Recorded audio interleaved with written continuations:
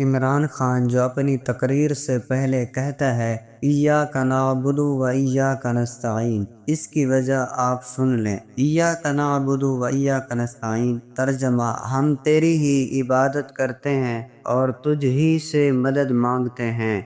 یہ سورۃ الفاتحہ کی چوتھی آیت ہے۔ اس عظیم آیت میں بندے کا اللہ تعالیٰ کے ساتھ تعلق بیان ہوا ہے۔ یہی آیت پورے دین اسلام کا نچوڑ ہے، کیونکہ عبادت اور مدد طلبی دونوں دین کی اساس ہیں۔ حضرت ابن عباس رضی اللہ عنہما فرماتے ہیں کہ پورا قرآن اسی ایک آیت کی تفصیل ہے۔ امام ابن القیم فرماتے ہیں کہ ایاک نعبد و ایاک نستعین قرآن کی روح ہے اور ہر عبادت اسی میں شامل ہے۔ علامہ قرطبی رحمہ اللہ فرماتے ہیں اس آیت میں توحید، اخلاص، اللہ سے تعلق اور تذلل کا انتہائی اعلیٰ اظہار ہے۔ حضرت حسن بصری رحمہ اللہ فرماتے ہیں کہ جس شخص نے اس آیت کو سمجھ لیا وہ بندگی کا مقام پا گیا۔ حضرت امام غزالی رحمہ اللہ نے فرمایا جب بندہ ایاک نعبد کہتا ہے تو وہ اپنی نفسانی خواہشات اور دنیاوی جھوٹے معبودوں سے بیزاری کا اعلان کرتا ہے، اور ایاک نستعین کہہ کر اپنی کمزوری کا اعتراف کرتا ہے۔ اس آیت میں ایاک کو مقدم کرنا یہ دلالت کرتا ہے کہ عبادت اور استعانت صرف اور صرف اللہ کے لیے ہے، کسی اور کا ذکر بعد میں بھی ممکن نہیں۔ اس سے توحید خالص ثابت ہوتی ہے۔ ابن تیمیہ نے کہا اس آیت میں توحید ربوبیت، توحید الوہیت اور توحید اسماء و صفات تینوں جمع ہیں۔ صحابہ کرام اس آیت کی تلاوت کے وقت روتے تھے، کیونکہ یہ آیت بندے کو اللہ کے دربار میں کھڑا کر دیتی ہے اور اس کی عاجزی کو ظاہر کرتی ہے۔ حضرت عمر رضی اللہ عنہ سے روایت ہے کہ انہوں نے ایک رات قیام کیا اور صرف ایاک نعبد و ایاک نستعین کو بار بار دہراتے رہے۔ امام رازی رحمہ اللہ نے فرمایا اگر قرآن کی صرف یہی ایک آیت ہوتی تو بھی یہ انسان کو ہدایت کے لیے کافی تھی۔ نعبد میں جمع کا صیغہ اس لیے استعمال ہوا تاکہ بندہ اللہ تعالیٰ کے سامنے عاجزی اور انکساری کا اظہار کرے اور تنہائی کے غرور سے بچے۔ اسی طرح نستعین یہ بتاتا ہے کہ ہر انسان ہر کام میں اللہ کی مدد کا محتاج ہے۔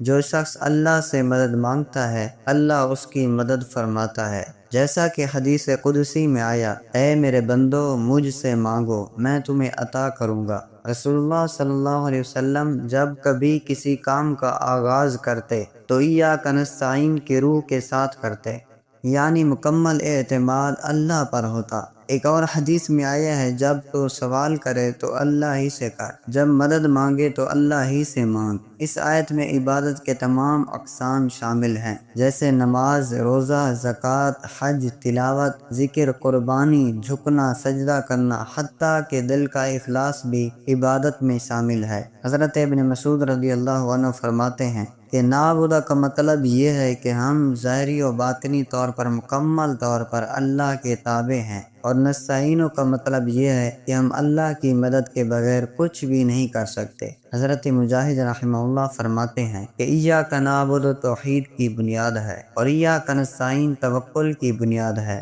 علامہ ابن جوزی رحمہ اللہ فرماتے ہیں اس آیت میں بندہ اپنے رب سے تعلق قائم کرتا ہے اور عبادت کے ذریعے اس کی قربت حاصل کرتا ہے۔ یہ آیت ایسے دل کو پیدا کرتی ہے جو اللہ کے سوا کسی کا محتاج نہیں سمجھتا۔ بعض مشائخ نے فرمایا ایاک نعبد اللہ کے حکم کی پیروی ہے اور ایاک نستعین اللہ کی قدرت کا اقرار ہے۔ امام احمد بن حنبل رحمہ اللہ فرماتے ہیں کہ ایاک نعبد اور ایاک نستعین کا ہر لمحہ ورد کرنا بندے کو شرک، ریا، غرور، کبر اور نفس پرستی سے پاک کرتا ہے۔ یہی آیت بندے کو نفس کی غلامی سے نکال کر رب کی بندگی سکھاتی ہے۔ امام ابن عطیہ اندلسی فرماتے ہیں کہ بندہ جب یہ کہتا ہے ایاک نعبد تو وہ دنیاوی معبودوں، مال، جاہ، نفس، شہرت سب سے انکار کر کے صرف اللہ کی بندگی کا اعلان کرتا ہے، اور جب کہتا ہے ایاک نستعین تو یہ بندگی کو مستقل رکھنے کی طاقت اللہ ہی سے مانگتا ہے۔ یہی وجہ ہے کہ صوفیاء کرام اس آیت کو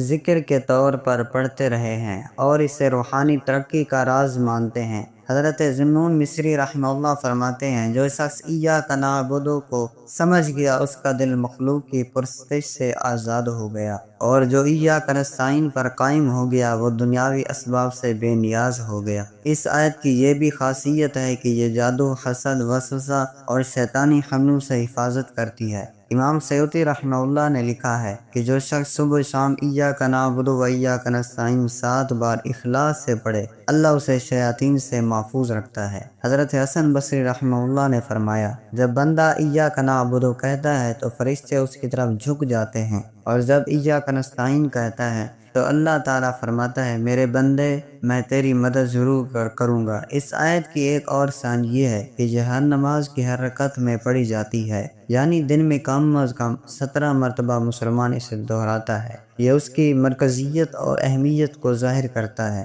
اگر اس آیت کو تدبر کے ساتھ پڑھا جائے تو انسان کا تعلق اللہ سے گہرا ہو جاتا ہے۔ جب بندہ کہتا ہے ایاک نعبد تو وہ اقرار کرتا ہے کہ میرے تمام اعمال، اقوال، افعال اللہ کی رضا کے لیے ہیں، اور ایاک نستعین سے وہ یہ عرض کرتا ہے کہ یا اللہ میری نیت میں اخلاص، عمل میں استقامت اور راہ میں ثابت قدمی عطا فرما۔ امام فخر الدین رازی رحمہ اللہ نے لکھا کہ یہ آیت بندے کو غلامی سے نکال کر عبدیت کے بلند مقام پر فائز کرتی ہے، اور عبدیت ہی انسان کی اصل پہچان ہے۔ حضرت علی رضی اللہ عنہ سے منقول ہے العبادت و حریت، یعنی عبادت ہی اصل آزادی ہے، اور یہی بات اس آیت کا خلاصہ ہے۔ اس آیت کی روح یہ سکھاتی ہے کہ نہ ہم کسی اور کے سامنے جھک سکتے ہیں، نہ کسی اور سے مدد مانگ سکتے ہیں، نہ دنیا کی کسی ظاہری سہارے کو اصل سمجھ سکتے ہیں۔ یہی توحید خالص ہے۔ امام شوکانی رحمہ اللہ نے فرمایا کہ جو شخص اس آیت کو اپنا وظیفہ بنا لے اور اس کے تکرار کرے تو اللہ اس کے دل سے غیر اللہ کا خوف نکال دیتا ہے اور اس کی تمام حاجات پوری فرماتا ہے۔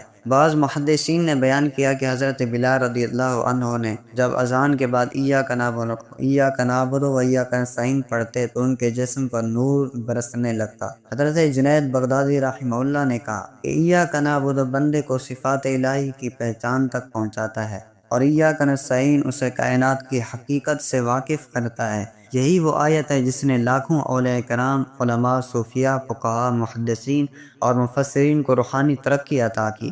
اگر کوئی شخص نماز کے بعد یا فجر کے وقت اخلاص کے ساتھ یہ آیت بار بار پڑھے تو اس کی روحانی بصیرت بیدار ہوتی ہے، دل میں اللہ کا خوف پیدا ہوتا ہے، گناہوں سے نفرت پیدا ہوتی ہے اور نیکیوں کی طرف رغبت بڑھتی ہے۔ حضرت شاہ ولی اللہ دہلوی رحمہ اللہ نے فرمایا قرآن کا سارا مقصد اسی ایک آیت میں جمع ہے۔ جو شخص اس آیت کو سمجھ لیتا ہے اس کے لیے قرآن کا فہم آسان ہو جاتا ہے۔